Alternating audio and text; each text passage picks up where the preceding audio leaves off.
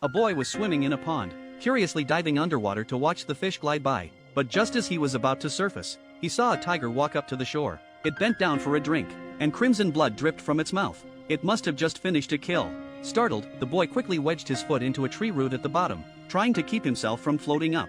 But after holding his breath for too long, a stream of bubbles escaped his mouth. The tiger noticed. It stared fixedly at the water, refusing to leave. The boy's lungs burned, he was seconds from passing out. Then, suddenly, the tiger turned and walked away. The boy burst to the surface, gasping for air, and scrambled onto the shore, running for his life. But before he got far, a thunderous roar echoed behind him. The tiger had been waiting all along. Panicking, the boy didn't watch his step, and fell straight into a human-made pit trap. His scream echoed through the jungle, catching the attention of a nearby black panther. The panther rushed toward the sound. Luckily, the boy wasn't seriously hurt.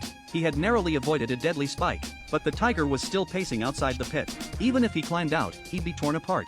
Just as he was losing hope, heavy footsteps thudded above him. Then something thick and strong slithered down. A trunk wrapped around his body, lifting him up. When he looked up, he froze in shock.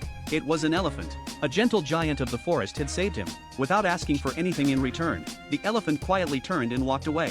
The boy, wasting no time, followed the Black Panther and fled the area. But after this terrifying ordeal, the panther realized the jungle was no longer safe for the boy. He should go back to the human village, the panther thought. Tigers fear human fire, that's where he'll be safe. But to the boy, this jungle was already home. No matter what, he refused to leave. The panther sighed and made him a deal. If you can win the next wolf pack running hunt, you can stay. The running hunt was a fierce race among young wolves. A hunter would try to stop them mid-race. Whoever reached the finish line first would earn the right to become the wolf king. But no matter how much the boy trained, his legs could never match a wolf's speed, so he practiced even harder.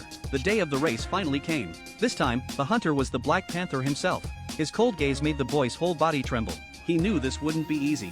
At the Wolf King's signal, the young wolves bolted forward. The weakest, a small white wolf, was the first to get caught. The boy didn't fare much better. The panther charged straight at him, as if no one else existed.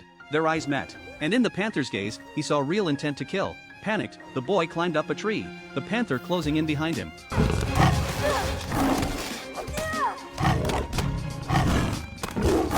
Using his smaller size, he squeezed through a narrow gap and escaped. Grabbing a vine, he swung to the other side. If he wanted to win, he had to take a different path. With one deep breath, he leapt off a cliff, and miraculously caught a tree branch mid-fall. Sliding down the trunk, he took a daring shortcut through the forest. Against all odds, he actually caught up to the wolf pack. When the others saw him sprinting in front, even the bear acting as referee was stunned. But just as he was about to cross the finish line, a dark shadow lunged out. The boy hit the ground, inches from victory. The panther's roar echoed, cold and harsh. The boy's eyes filled with tears of frustration. Everyone could see the panther had targeted him. Choking back sobs, he protested to the bear referee. The panther said nothing, only looking regretful. He had to be the villain this time. For the boy's own safety, the loss was final. Even the bear couldn't change the result. All of your lessons gave me nothing! And so, the boy walked away crying, his heart heavy with unwillingness and pain.